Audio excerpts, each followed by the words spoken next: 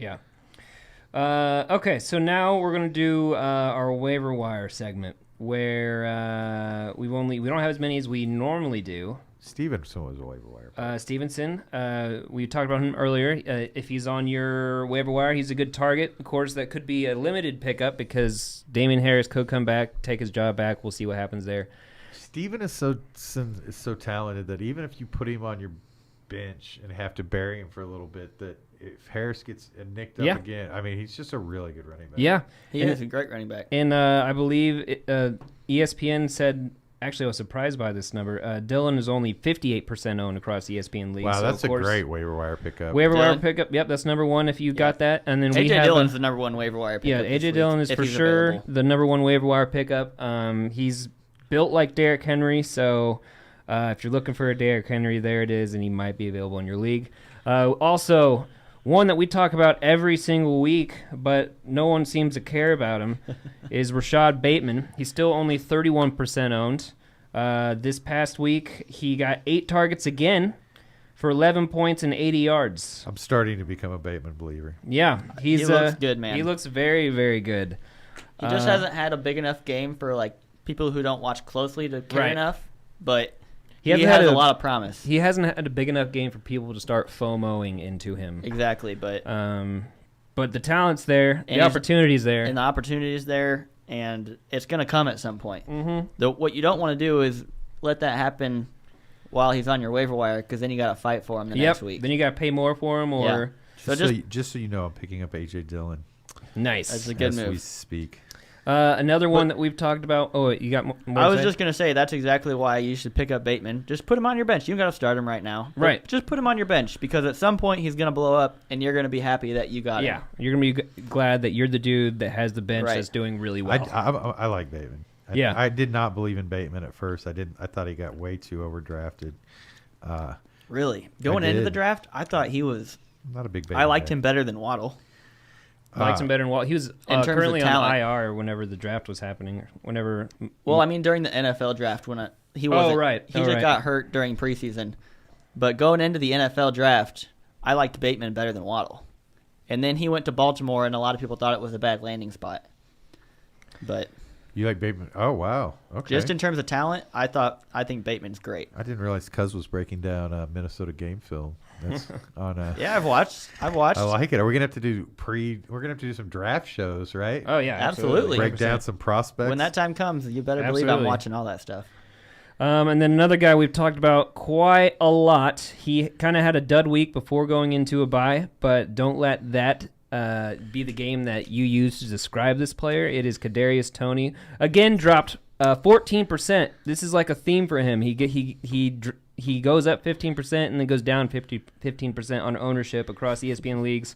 Currently sitting at 42% owned. His name is Kadarius Toney, and he's going to be a stud. I don't know what to think about this guy. He might be a stud, but he had that game where, you know the game we're talking about, right? Yeah. The good game. I watched that game. I was like, he's the best player in the NFL.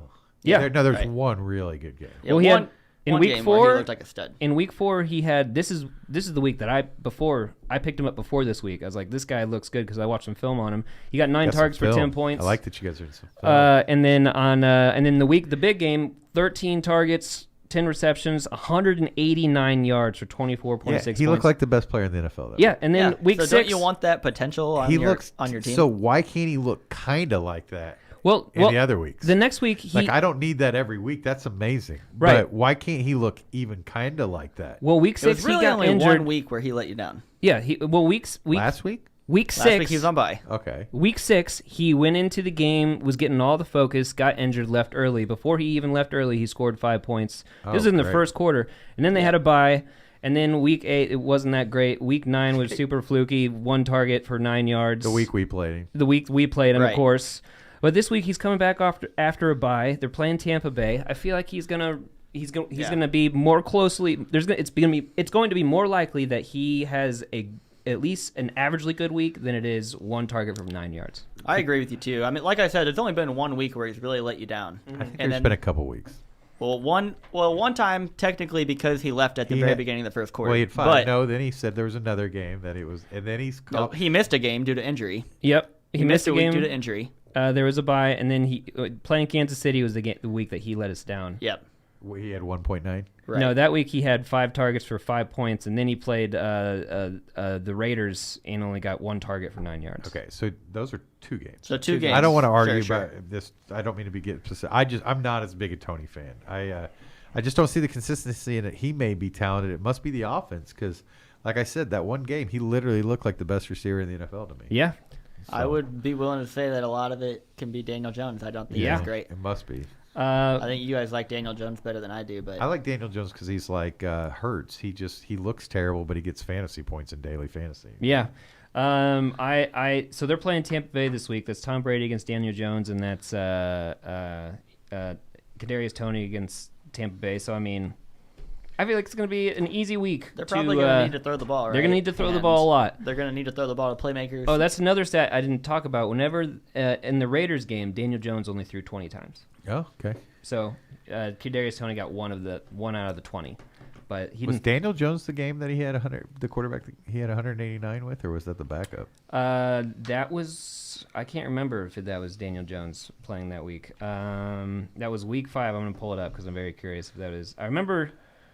I can't remember who was throwing at that time. Yeah. Actually, Daniel Jones didn't miss any time. He got Jones. He didn't miss any time. So it was Daniel Jones. Got hurt. He got injured and then left early. The week some I played other guy. Yeah, Jones was healthy that week. But he's played every week. Okay.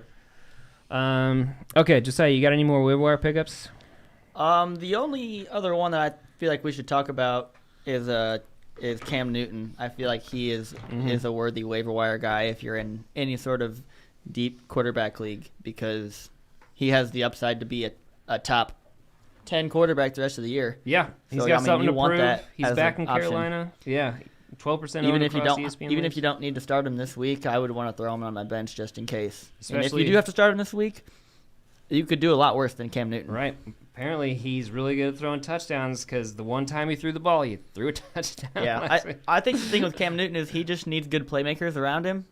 And he has that now. Yeah. When he was in New England, he didn't have that. No. Who did he throw to last year? Jacoby Myers and who just recently this week got his first touchdown. Yeah. Yep.